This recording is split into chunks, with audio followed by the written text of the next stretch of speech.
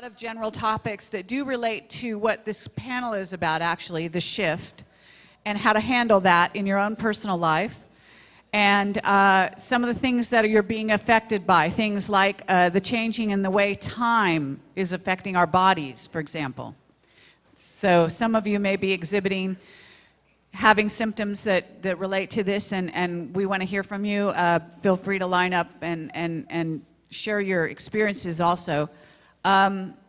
We want people to realize that with the changing times, you are going to change, and therefore you have a learning curve ahead of you. Even if you are already very knowledgeable, that's an intellectual process. We're talking about a spiritual process here.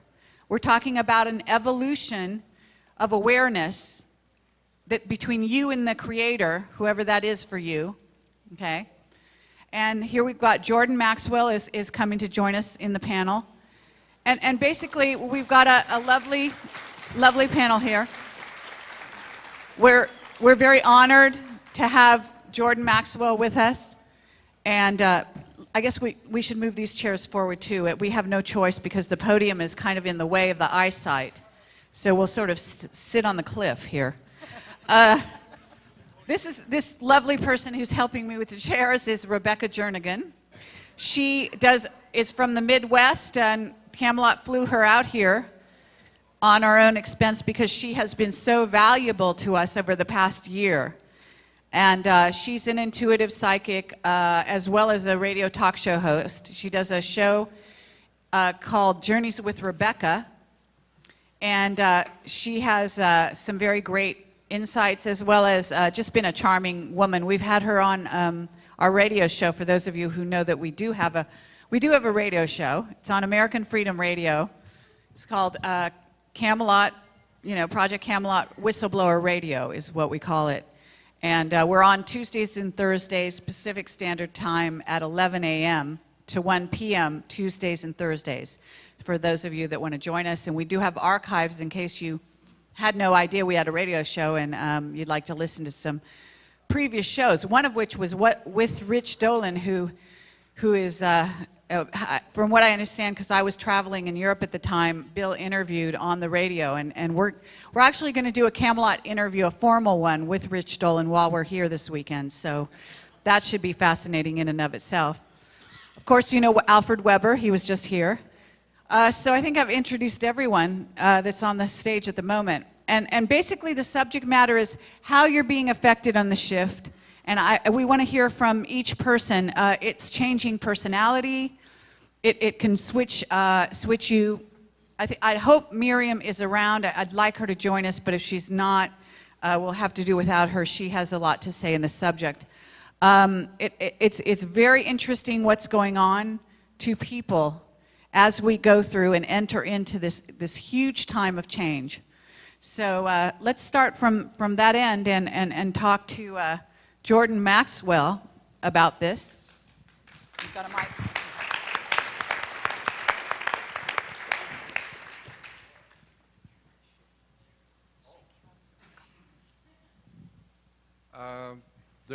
Obviously there is some kind of a monumental shift happening on the earth today. Some people say it has to do with 2012. But I believe I see in the shift that's happening something very serious bad that's going on.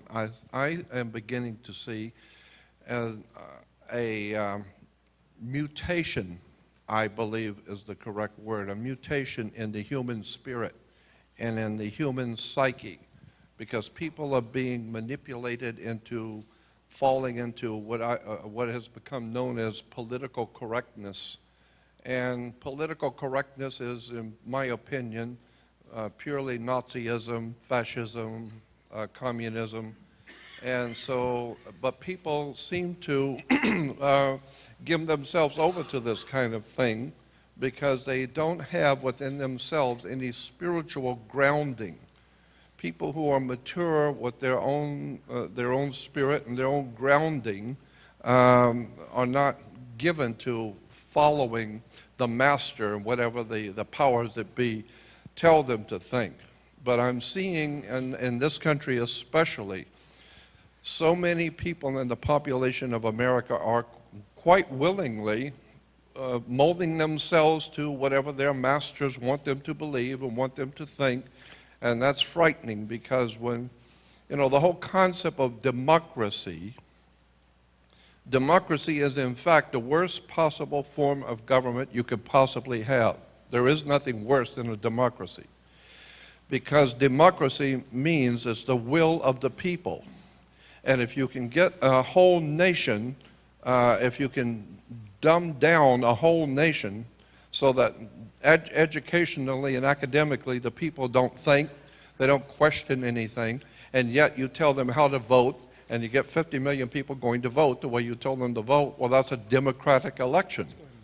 But the problem is that this country was not founded as a democracy. It was founded on laws. Unfortunately, today, it doesn't care. People don't care what the law is. It's whatever the masses of the people want. And I'm telling you, there's something going on today in the American political situation that is absolutely astonishing once you really begin to see what this whole administration is all about and what's really going on the world scale. So yeah, I see that there is some sort of a transition that the human race is going through. But I'm afraid it's some very serious things happening to the human family. And the only hope that I see is if enough people like yourselves begin to communicate to others. You don't have to be politically correct. You don't have to think like your masters would want you to think. Start thinking outside the box. Then hopefully maybe there will be some kind of a transition that will be better for the human race. But unless America wakes up, and America is the strongest country in the world, and if it doesn't wake up, the whole world's going to go under with it. So that's what's frightening me. I've seen too many people in America falling into line with the old communist, Marxist, Leninist, Nazi, fascist thinking, and that's scary to me, that's frightening to me, because people are giving up their own spirituality and their own sovereignty of mind to buy into systems. So what I would leave you with is that there's a word in psychology called projection.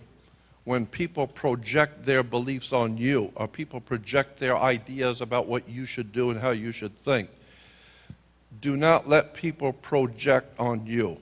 If they represent themselves as government or the academia, it doesn't matter. I have never allowed people to project on me what they think I should do or what they think I should believe. So I would suggest that you keep an open mind and start, because your mind is like a parachute. It doesn't work if it's not open.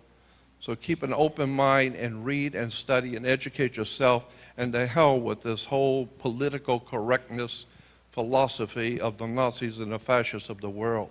Start thinking for yourself. Okay, Rich Dolan. Thank you, Jordan. Let's hear from Rich Dolan, and I just want to say that Miriam Delicato has joined us, and so has Bob Dean. So we're quite a group here. Go ahead, Rich. Great. Hi. By the way, it's a real privilege and honor for me to be here, and I want to thank all of you for being here. I hope to talk with every single one of you this weekend. Let's go for it. I'll be around. Regarding the shift, my attitude is that although I don't really focus on dates that I consider to be arbitrary, and that includes 2012, I do believe that we're in, probably every single person here believes that we're in the most dramatically transformative period of human history. As Alfred pointed out earlier in his lecture, the pace of history has increased dramatically, so much so that we're in a state of permanent revolution, maybe, to borrow a phrase from the past. So that we're transforming so rapidly that we are, in fact, reinventing who we are as a society, as a civilization, and, in fact, as a species. I think that in the lifetimes of most people who are here, you're going to see something utterly, radically different than what we have today. Now, what I don't know is how that's going to play out. my version of, as a historian, I do feel that I can occasionally play as a futurist myself. When you look at the past, you see trends coming up to the present day, and you can look at those trends and see how they continue. But the future is hazy. The future is not, it's not as clear as the past. We're at a point right now where there are forces of global police state that are working very hard to create that reality, and there are forces of freedom as well. And we are at the cusp of that struggle. I want to take a respectful issue with one of the statements that Jordan Maxwell said, which is about the virtues or lack thereof of democracy. I don't think that democracy is the worst form of government. It can be the worst form of government if you have an uninformed citizenry. And this, of course, was the great issue that America's founders discussed over and over again, which is that if you are going to have a government of the many, because remember, there's a government of the many, there's government of the few, and there's government of the one. If you're going to have a government of the many, you must have the many being informed, and that is a problem, because it's easy for people to be manipulated, and we see that in our society every single day. But that leaves it to us. If we're going to be informed actors of our own destiny, if we're going to manage our future, we have to be, as Carrie and Bill have said, awake and aware. That doesn't mean that we have to engage in wish fulfillment and pretend that there is this definite, wonderful future ahead of us, because it might be bad. It's only going to be wonderful if we look with a cold eye at what is going on around us and become aware, awaken from the matrix-like dream state that most people are living in every day. And I don't exclude myself. It's a struggle every single day to remain alert and awake to the world that's going on around us. And my hunch, and I'm going to wrap it up here because other people need to talk, is that there are forces at work right now far greater than that of any one person here. Just as the internet 20 years ago was a completely unforeseen development for most of us, it has transformed our world, so too we have to assume there are going to be other developments in the next 10 years that are going to completely overturn many of the assumptions that we currently have. And so what we need to do is ride the wild ride, stay alert, and be ready for what comes ahead. And the last thing that I will say is that throughout human history, there have always been suffering. There's always been horrible injustice. There have always been tremendous, difficult challenges that people have lived through. In that regard, we're not alone. We're not unique in that regard. We face unique challenges, yes, but we are part of a very long history of struggling humanity dealing with the next new crisis, and this is going to be our job. We have to acquit ourselves well and with dignity and honor. Thank you, Rich. Thank you. Okay, go ahead. Cynthia Crawford. We'll just go down the line. Cynthia. Well, I've noticed a lot lately because I work with people. Recently, been doing a lot of counseling, and what I've noticed in this shift, people are waking up with compassion and unconditional love, and they're learning how to use their unconditional love and the source within, the light within them, to empower themselves. We're also learning how to diffuse the negative energy through using our love and our light. The other thing I've noticed is that more people are waking up and remembering who they are and what their mission is on this planet, they're becoming more spiritual and realizing, instead of spending the time always finding fault or judging others, they're realizing we're all here for our lessons, as well as understanding that in order for us to spiritually evolve, there has to be the contrast. We have to know the difference between light and dark, good and bad, or good and evil. And so there has to be contrast for us to learn our lessons. With that, we're also learning to be more compassionate and understanding that. I've noticed a lot of children are being born to knowing who they are from the get-go. I don't know how many have heard about some of the children that were born with AIDS, and then within 2 years, they have been completely healed. We're awakening to our own powers, our own abilities.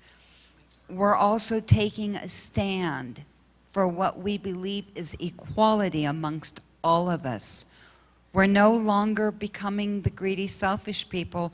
We're beginning to release those things that have kept us separate from others. We're beginning to think in a collective instead of thinking as just taking care of oneself. We're seeing that us working together as a group, the power of our light and our love, how it affects people. I've also noticed that a lot of people are beginning to change what they used to do. Suddenly they are finding interest. I am amazed how many people are finding the ability to heal with their own energy. People who have become very psychic, who are awakening to their psychic abilities, that are able to communicate even greater, more telepathic communication has been going on than ever before. I'm just seeing that people are shifting, not only for what is about to come before us in the future, but they're shifting back to who they are truly within their heart. There's so much more I could say, but I'm going to give others a chance. So here we go. Thank you. Thank you, Cynthia. Alfred Weber. Yes, thank you. Right after my talk, one of the participants here, I won't use his name because I haven't asked him if I could, came up to me and said, "Oh, I just got it." He said, "We are the shift." And, I said, "Wow, that's profound." One of those woo, wow moments. And I think that scientifically that's correct. The shift is all about consciousness and moving from a world in which permanent war, crime, disease, and poverty are permissible, in other words, dualistic consciousness, into non-dualistic consciousness, where love, the glue that holds the universe together, is the medium. That's a shift, so that war is no longer even thinkable. I mean, and as a population, as a community and as communities, we cannot be manipulated into war because it's unthinkable. And prosperity, poverty is unthinkable. Ill health is unthinkable. Degradation of the planet is unthinkable. Being quarantined from the rest of our solar system, galactic and interdimensional neighbors is unthinkable. The other is unthinkable. And it really comes down to this shift in consciousness, which is why, if one goes back and traces to the sources that program consciousness at the galactic and universal level through these various ages that manifest as our events, our history, going into the core, into the inner core. And the change is from every individual particle, atom, cell, cellular consciousness of all living things, which includes rocks, includes the mineral kingdom, which is as alive as the vegetable kingdom, and the animal kingdom. And it's that awareness and that science and that shift of culture which is coming about in all of us, and that's the shift. And that's kind of sums it up. So thank you for sharing We Are the Shift. Thank you, Alfred. Bill Ryan? I'm going to be brief because Kerry and I are going to be covering this ground tomorrow afternoon when we get our chance to go on stage. When we met our whistleblower insider Henry Deacon, who is now given permission to reveal his real name, Arthur Neumann, he is not here today. One of the first things he told us, he said, one of the problems that we're facing here on this planet is that everything is happening at once now. And the problems that we're encountering are multiple problems, multiple challenges. And one of my favorite movies is, I guess it must be 10 years old now. It's a movie called Starman that starred Jeff Bridges. A wonderful movie. Some of you may remember this.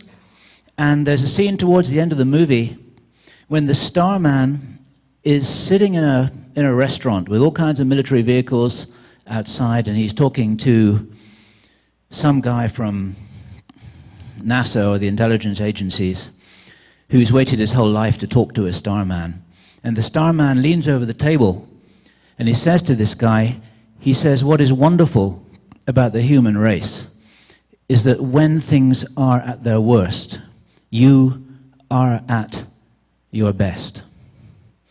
And this was such a moving moment and so wonderfully delivered in this movie moment that the intelligence government guy, he's just so blown away that he lets the Starman go because he realizes that this guy isn't just somebody's potential experiment. He's a wonderful spiritual being who really has the gift of seeing what humans really have as their potential. And I think this is what it's about. This is my perspective on this, that as things get more challenging, as the Earth heats up, the solar system heats up, the political scene heats up, our consciousnesses, metaphorically speaking, are heating up, just as my colleagues have described. And all of this is coming to one of these wonderful, let me use the movie analogy again. If we're all in a movie and it's a 3-hour movie, we're probably about 2.5 hours in. We've still got a bit of popcorn. It's getting quite exciting. We don't know how things are going to end, but it feels like fun. And this is it. We're in it. We're not watching it, but we're actually in it. Okay, I've got one of those. Okay, thank you. Bill Ryan, thank you. I agree with that. I would say that for myself, what we're looking at here is a change in consciousness, and we are becoming a lot more aware. And with that awareness, you become aware of the negative as well as the positive. And that's the rub. This is on the 3D, the third dimension. We are in the polarity zone. We're in an area where opposites are what dominate. And where you're going is in unifying the whole. So with that in mind, I think that having a bit of, let's say, leniency, forgiveness, whatever you want to call it, sprinkling that through your day and through your life, I think it's really required at this time that you begin to forgive and forget. injustices and divisions between yourselves and others. And this is something that is required on a daily basis, because I actually was talking with some friends, and we were talking about what I termed jokingly the whoop movement of reality, that every time you think you've got it figured out, especially if you're an adept, if you're somebody spiritually quite aware and you've been through the mill and you've been reincarnated time and time again, and you came here for the show as much as to transform the rest of the people around here as yourself, what happens is there are times when things will happen that will throw everything in a complete disarray. And here at the conference, we've got some of that going on already. What you need to do is not hold grudges. You've got to move away from that kind of mental state and begin to embrace the opposite and find out what's really going on there, and seeing beyond that to the greater whole. And also realizing that the Illuminati themselves are in this dilemma. They know you're waking up. They don't know what to do about that, okay? They want to dumb you down. It's not working. Okay, just look around. How many people have come to this here in LA, La La Land? You managed, all right? There are people awakening. We have incredible numbers of people coming to our website. There's a reason for that. We also have some very strong forces right now amping up for the last few months, trying to take us down. All right? It's not working. There's a reason for that. So I'm going to keep this brief, but we could go in a lot more depth at another time and place. We have a short panel here, and we're going to have to move on to get the conference going. Marcia Schaefer is soon to join us, but I'm going to move on to Rebecca Jernigan, and that's just some things I'd love you guys to keep in mind, and maybe help us all get through this shift a lot smoother and with grace. I agree with Rich Dolan there. It's a matter of grace under pressure. Very nicely said. And for those of you who do not know me, my name's Rebecca Jernigan, and I do a radio show twice a week called Journeys with Rebecca. I started the show about 7 years ago. I've always been a clairvoyant, a psychic, I'm energy sensitive, the list goes on and on and on. One of the things that I was guided to do 7 years ago was to put together a program that would bring not just myself, but other people into the public eye to share their stories, to share their knowledge, their information, their wisdom. It was up to the people who were listening as to use their own discernment as to what the information meant to them. Because it is about discernment. That's what this shift is also about. We've had this panel up here has brought up so many different things. My brain is just on fire with trying to figure out what's the best thing to say next. But the one thing that they are telling me that would be very beneficial for everyone experiencing the shift, and there's not anyone here that's here today that doesn't believe that we're in a shift of change of time, is to be fluid. Fluidity is the key, because nothing, and I've been saying this for many years now, nothing is business as usual anymore. There are too many energies present. There are too many, I would say the influx of energies that are consciousness, that are intelligent, are interacting with us on a conscious and unconscious, subconscious, in our dream time level. Dream time has become more of a reality than it has become dream time. And I think there are many of you out there that have experienced that. It's also part of the shift. The dream time activity is communication coming to you. It's up to you to use discernment. So for those of you who are very active in your dream time, a good key here for you to do is to become a lucid dreamer.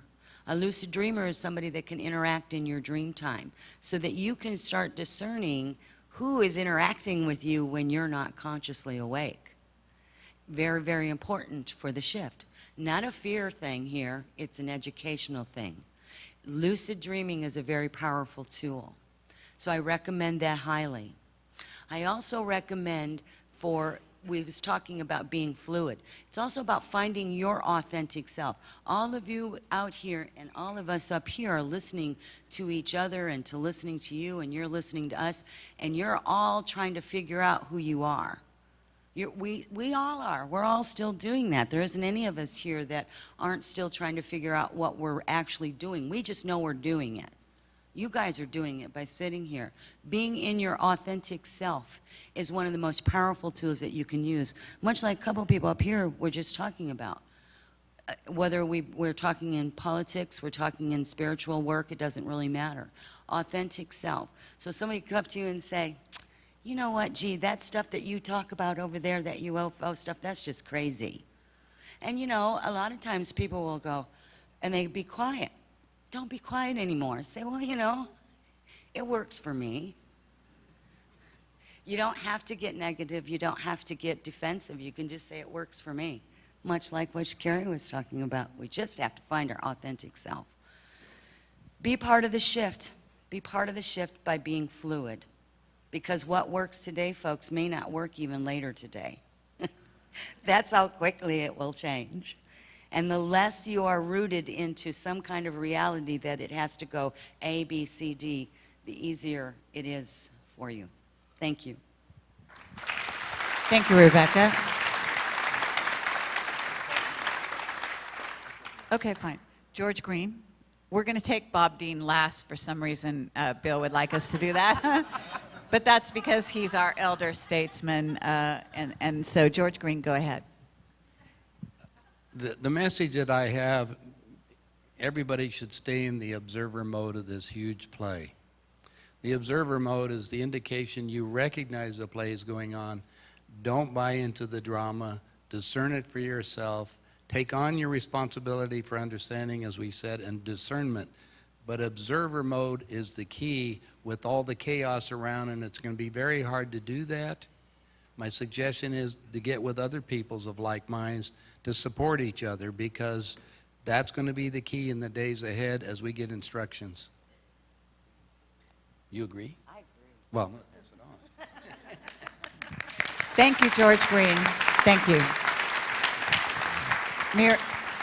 Miriam Delicato. After listening to everyone, I can just say, wow. If you all want to know what to do, this panel just put together the biggest paradigm I think I've heard, so clear, so concise, so focused. You know, I always talk about what's going on in my personal life because I want to share with you that I have extraordinary experiences and that I'm still living this normal life, so I understand. Again, going back to this, what this shift is, what's going on.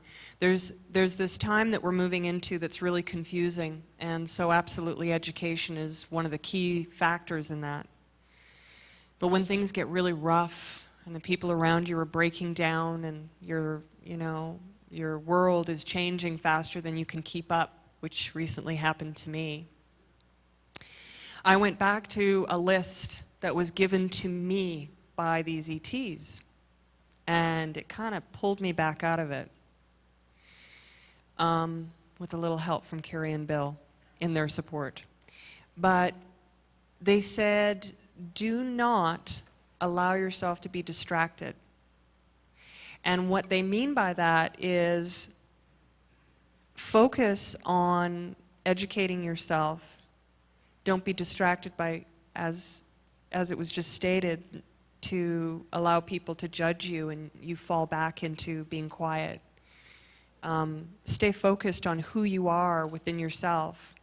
And these distractions are there to pull us off course and stop this shift from happening in the right way. So don't allow yourself to be distracted. Find that core belief that you have within yourself, because not everything that you hear from all of us is going to resonate with each and every one of you.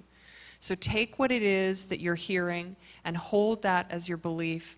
And if you find that you're having difficulty Go back to who you are, not what someone's told you, not what you've learned in a classroom, not what you've read, but what you yourself as the person believes or knows. And it doesn't matter what's going to happen tomorrow, because we're all in this moment today, and it's this time where we need to stay focused that, yes, I totally agree that we could change any minute.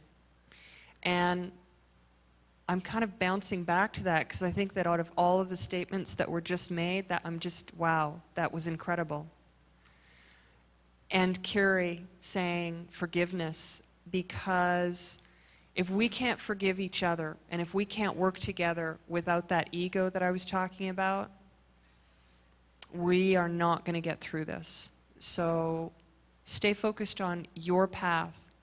If you are feeling a calling to take action in some way, and it's in a positive way that's going to benefit the people in your life and in your world, start acting on it, because we're moving out of the time of being able to be passive. We need to step forward and take action in a positive, heartfelt way.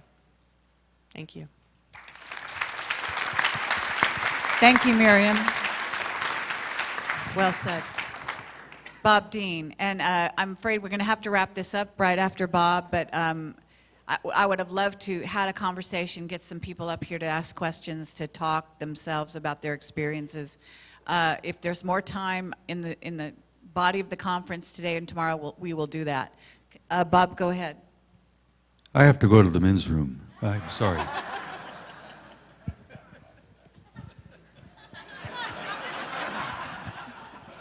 There's not a hell of a lot I can add to what has already been said. I find myself agreeing with practically everything these people have said. The only thing I wish to add is that it strikes me that there's not a damn thing we've said up here today or tomorrow that you people don't already know deep in your hearts and minds. You know that deep in your heart, because you wouldn't be here if you weren't aware of the things we've been talking about. A transition is underway, a transcendent transformation of the human race. It's been underway for a number of years. It's going to intensify terribly in the next few years. But I want to just leave this with you. We have some good friends in high places. No pun intended. We are being nurtured and guided and instructed and assisted in this transformation that we are going through. So feel good about that. You're all going to make it. And as I said in Spain here at the end of July, your children and your grandchildren are going to the stars.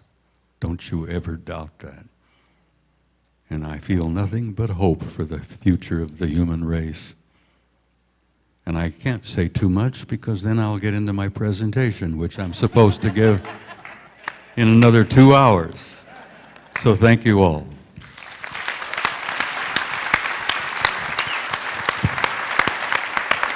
Thank you, Bob. I guess the overall message is stay tuned. And pun intended. Okay, thank you very much. We're going to go with Marcia Schaefer. She's going to be presenting just shortly. We probably have time for a 5-minute break here, so if you want to, we're going to have to set her up for a second here, so we'll see how that goes.